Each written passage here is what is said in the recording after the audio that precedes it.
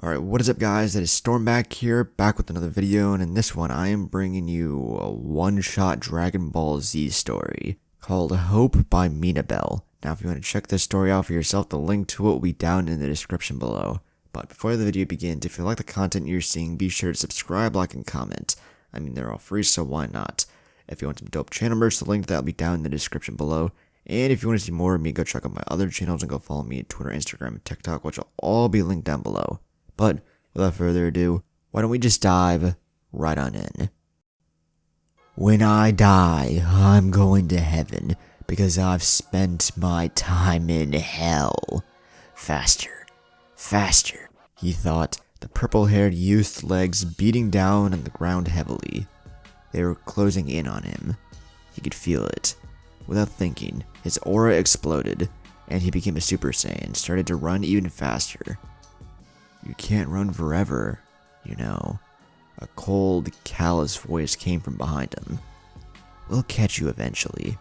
Trunks' hairs on his neck stood up on end. That voice. The voice that had torn the world right down the middle. He shut his eyes and pushed himself that little bit further. If he could run that tiny bit faster. Come on, little boy. You're merely something for us to toy with. You cannot win, so give up. A female voice this time spoke, yet it sounded so sleek, so smooth, so tranquil. If he hadn't have ever experienced what these beasts could do firsthand, he wouldn't believe that the duo had destroyed the world as his parents had known it. He had grown up running, ever since he was born.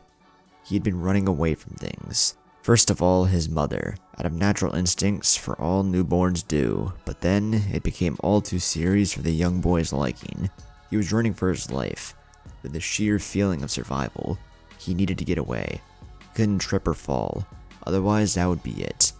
The androids had been chasing for nearly half an hour before they grew tired of their game. You got off lucky this time, came their arrogant sneers as they flew off together, an entire civilization. An entire planet at their disposal. Trunks collapsed to his knees, his heart beating so hard against his chest he swore that it was going to burst.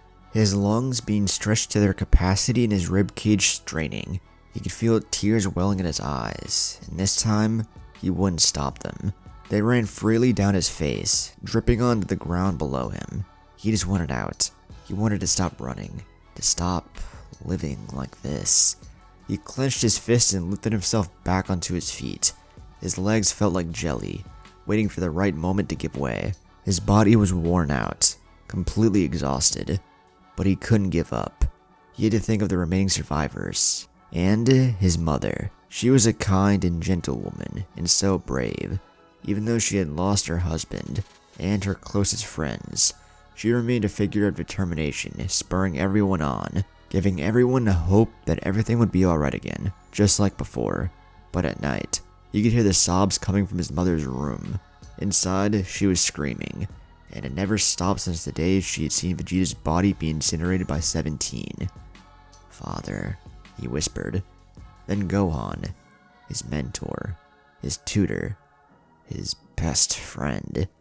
They had disposed of him, as if his life was a commodity. You use it once, then throw it out. All at once, Trunks' anger exploded, his ki flashing everywhere. Remains of buildings were lifted into the air by the sheer force of his power. And yet, it wasn't enough. You reached the underground tunnel through which you could reach their hiding place. The androids hadn't found them so far, but who could say when they would? He was welcomed by his mother, running towards him with a smile on her face. Trunks looked at his mother quizzically. Come, it's ready, Trunks, she said breathlessly, dragging her son down the derelict corridor. When they reached, he was presented with the huge metallic pod with the glass top. Your time machine, Trunks, it's ready. Mom. Trunks bent down and picked up a fairly large piece of shrapnel and started to scratch down the side of the machine. Trunks, what are you doing? When he stepped aside, Bulma saw 4 letters. H-O-P-E. Hope. Sorry.